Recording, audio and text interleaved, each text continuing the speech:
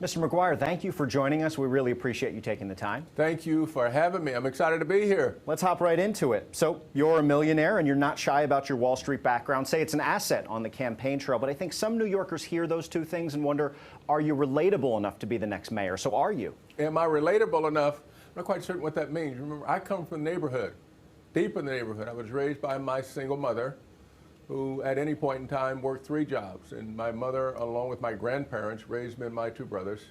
We had a half dozen foster children in our home at any point in time, foster siblings.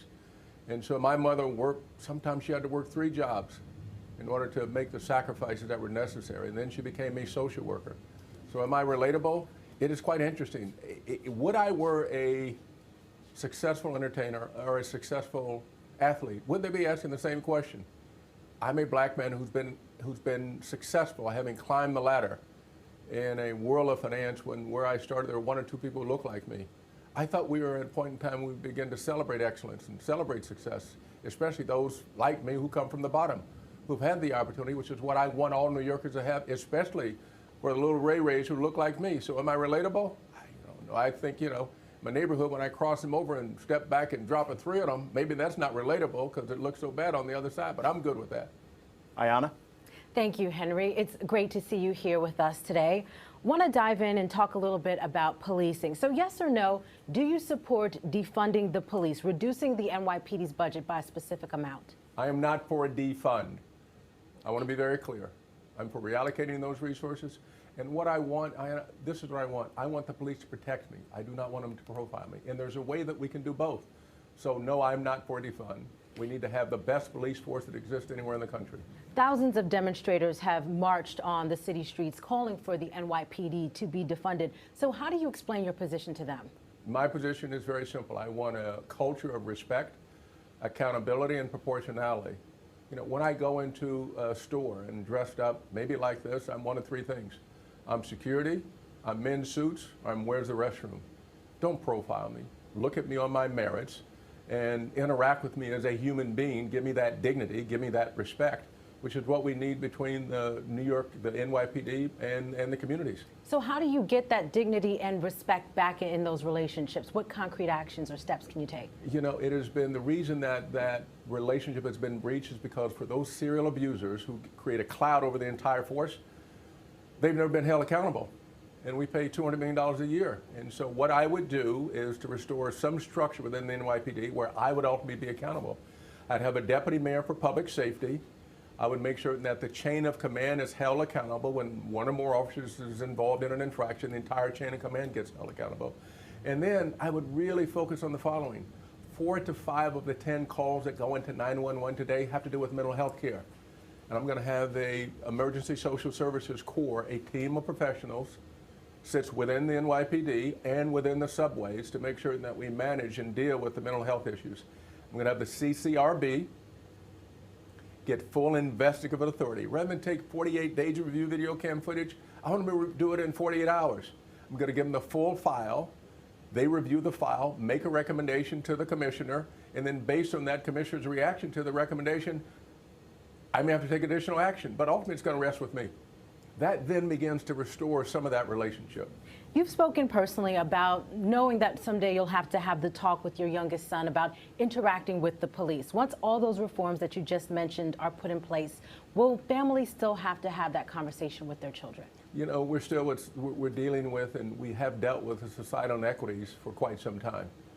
Race has defined a lot of the dialogue. I go back 67 years to when they found Emmett Till, the side of the Tallahatchie River, the 14-year-old black boy, and now we come 60-some-odd years later and we're celebrating the death, acknowledging the death of George Floyd. I would have hoped that we'd have come much further. So we're now back in that discussion, and I will do whatever I can to demonstrate as a leader of this city that we need to bring ourselves together. And so that divide that is both a racial and ethnic divide, we put that to the side and we dress each other, interact with each other as human beings, the richness of us all, which is what this city is about. That's the city, New York City is built on, that beautiful mosaic. We need to return to that. We need to have that respect, and we need to have that dignity. Thank you. Henry. I want to shift to education and start by asking you about a decision that we found in our research you made for your family, that choosing private school. It's a luxury some families in this city absolutely have and absolutely have that right, but many have to choose public school. So talk about the decisions and how you made them in your family. You know, education is how I got here. I wouldn't be here without education. It used to be when I was in the 6th grade, I had to walk 3/4 of a mile to a mile to get to a street corner where a bus would pick me up.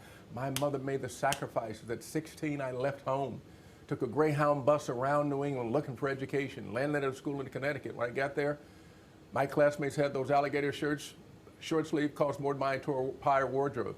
And I was able to get an education. I was able to apply to colleges, went on to Harvard College, Harvard Law School, and Harvard Business School, based on the sacrifices. I want every New York child to have that same opportunity. And right now it's broken.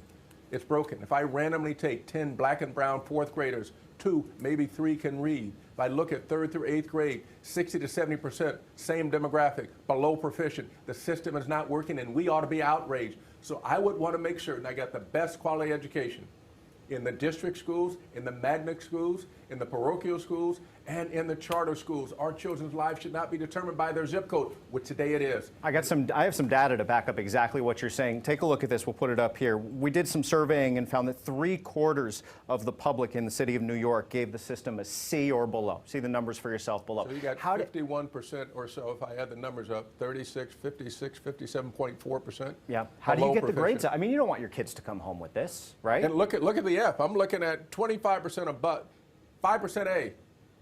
This is preposterous. We ought to be outraged. What is taking place here? And so my plan, cradle to career, not the random pre-K through 12 that we have now.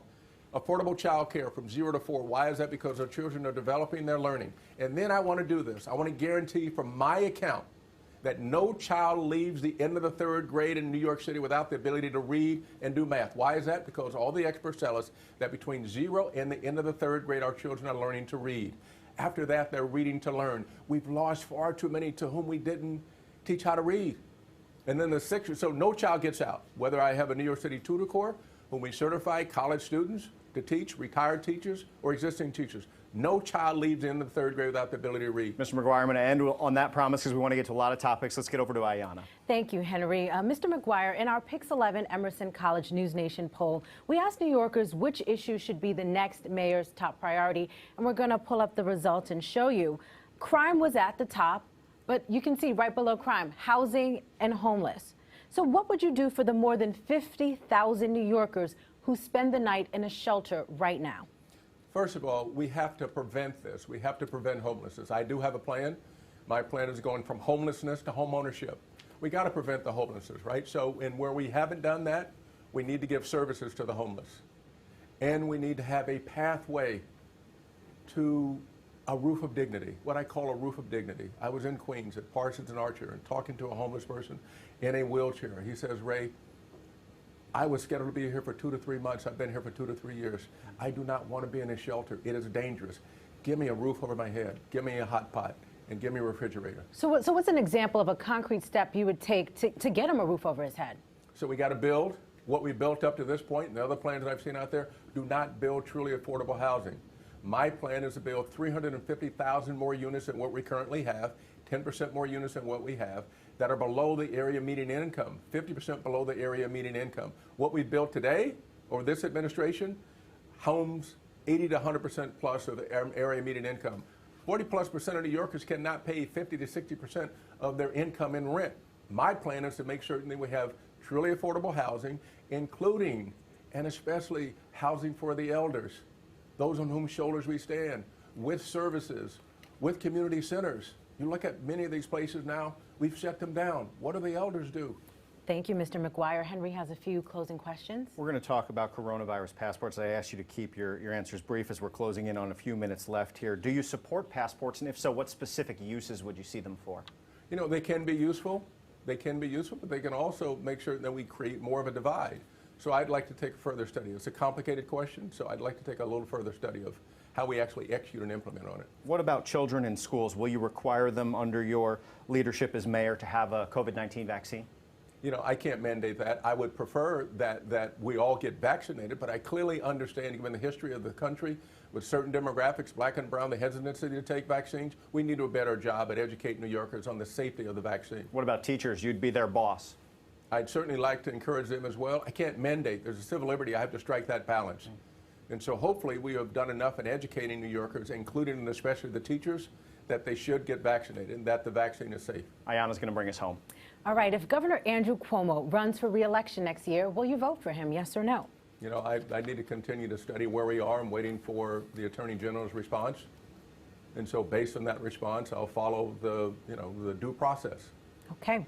Broadway finally coming back in September. Broadway's coming back. Do you have your tickets yet? Do you know what you're going to see first, or what's on? You know, it is. I got to figure out what Leo wants to see. He's our 8-year-old. Yes. Loves the Lion King, so we may be one of the first in line to get tickets for the Lion King. We love Broadway. We love the arts. The arts are essential to New York City. We appreciate your time. Thank you for stopping by and participating in our forum. Thank you for having me Thank stop you. by. Great to see you both. Great to see you.